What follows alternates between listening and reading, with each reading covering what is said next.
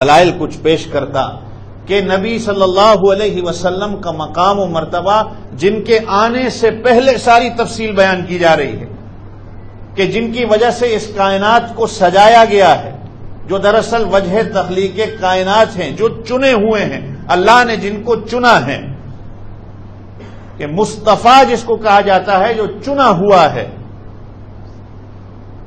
تو میں یہی بات کر رہا تھا کہ ہم نے جشن کو تو سامنے رکھ لیا لیکن ہم مقصد کو بھول گئے کہ اصل میں مقصد کیا تھا آنے کا۔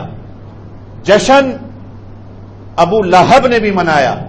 حالانکہ وہ قریشی تھا، لیکن اس کے جشن منانے کی وجہ سے اس کا جشن منانا اس کو کام نہ آیا۔ اللہ نے قرآن پاک میں سورت اتار دی، تبت یدا ابی لہب وتب ما اغنی عنہ مالہ وما کسب سیصلی نارا ذات لہب، ان قریب اس کو بھڑکتی ہوئی آگ کے اندر پھینکا جائے گا۔ چچا ہے، قریشی ہے، جشن کو اس نے سامنے رکھا لیکن وہ مقصد کو بھول گیا کہ اللہ کے رسول کے آنے کا مقصد کیا تھا۔ اور جیسے میں نے شروع میں کہا کہ ہم بھی وہی بچوں کی سوچ رکھتے ہیں کہ بچہ خوش ہوتا ہے کہ مہمان آ رہا ہے تو گھر کے اندر کھانا پکے گا، مسجد سے چھٹی ہو جائے گی۔ ہم نے وہی سوچ رکھ کے ہم جشن کے پیچھے تو گئے، لیکن جو بڑے آدمی کی سوچ ہوتی ہے کہ میرے گھر میں مہمان آئے گا، مجھے کچھ نصیحت کرے گا، بڑا اللہ کا کوئی ولی آئے گا، مجھے کچھ نصیحت کرے گا، میں اس نصیحت سے کچھ سبق حاصل کر لوں گا، ہم نے اس بڑے کی نیت کو چھوڑ کے ہم اس بچے کی نیت پہ چلے گئے۔ ہم نے مینیو کارڈ بنا لیا، چنانچہ آج آپ بھی دیکھ رہے ہیں کہ مینیو کارڈ بن گئے ہیں کہ سیرت النبی کے موقع پر یہ کھانا آپ کو ملے گا، یہ جلسہ ہوگا، اس کے اندر فلاں فلاں چیز ہوگی، اس کے بعد کیک کو بھی کاٹا جائے گا، اس کے بعد شبیہیں بنا کے، آج کل تو ایسا بھی ہو گیا کہ حوریں بھی بنا دی، میوزک بھی اس کے اندر آ گیا۔ اور پھر جو بندہ آپ کو اگر کہے کہ یہ سارے بدعات اور خرافات ہیں، خوشی کا اظہار،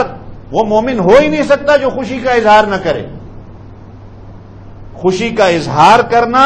اور خوشی کے نام پر بدعات اور خرافات کرنا، یہ دونوں الگ الگ چیزیں ہیں۔ حضرت تھانوی رحمۃ اللہ علیہ نے لکھا ہے کہ اللہ کے رسول صلی اللہ علیہ وسلم کی پیدائش بھی اسی مہینے میں ہوئی، وفات بھی اسی مہینے میں ہوئی، کہ اللہ تمہیں یہ دکھانا چاہ رہے تھے کہ خوشی کے اندر وفات کو نہ بھول جاؤ اور وفات کے غم میں اتنے مبتلا نہ ہو جاؤ کہ اللہ کے رسول کے آنے کے مقصد کو بھول جاؤ۔ اللہ نے گویا کہ یہ تاریخ یہی اس لیے رکھی کہ ہم درمیانہ روی کو اختیار کر کے اللہ کے رسول صلی اللہ علیہ وسلم کی سیرت کو اپنائیں۔ جیسے میں نے شروع میں کہا، میں آپ آج سیرت کو ہم بھول گئے ہیں، جو مقصد تھا ہم اس کو بھول چکے ہیں، میں بھی آپ بھی۔ جگہ جگہ سیرت النبی کے جلسے اور نعت مصطفیٰ اور یہ چیزیں ہو رہی، لیکن اندر کیوں نہیں ابھی تک ہمارا تبدیل ہو رہا؟ جھوٹ بولنا اسی طرح ہے، دھوکہ فراڈ کرنا اسی طرح ہے، نمازوں کو چھوڑنا اسی طرح ہے، اور اسی جلسے کے نام پہ اگر میری نمازیں ضائع ہو رہی ہیں تو میرا اس جلسے کے اندر بیٹھنے کا کیا مقصد ہے؟ جیسے میں نے اپنے اس دوست کی بات بتائی کہ اس نے کہا کہ ہم تو صرف لنگر کے لیے جاتے ہیں، بیان کس نے جا کے سننا ہے، نماز کے لیے ہم تھوڑی جاتے ہیں۔ ہم جب محرم کا مہینہ آتا ہے، ایک طبقہ جو ہے وہ اتنا زیادہ غلو کے اندر مبتلا ہو جاتا ہے کہ وہ نماز کو بھی بھول جاتے ہیں کہ حضرت حسین رضی اللہ عنہ نے کربلا کے میدان میں، جانتے ہو، ظہر کی نماز صلاۃ الخوف پڑھی۔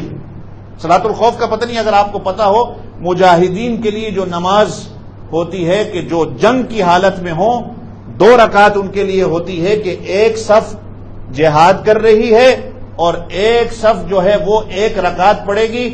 1 رکعت پڑھ کے یہ نماز کو چھوڑ کے جائیں گے اور جہاد کریں گے، جو جہاد کر رہے ہیں وہ آ کر اس دوسری رکعت کو پوری کریں گے۔ اس کو صلاۃ الخوف کہا جاتا ہے۔ حضرت حسین رضی اللہ عنہ نے اس نماز کو پڑھا ہے۔ اور یہاں پر غلام ہیں کے نام پر ہماری نمازیں جا رہی ہیں، ہمارا دین ختم ہو رہا ہے، ہمیں کچھ پتہ ہی نہیں چل رہا۔ آپ صلی اللہ علیہ وسلم نے کیا فرمایا؟ آپ صلی اللہ علیہ وسلم کی وفات سے پہلے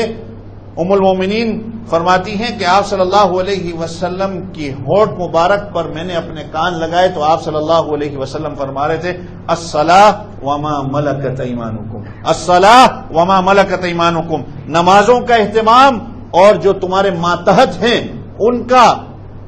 تحفظ، ان کے حقوق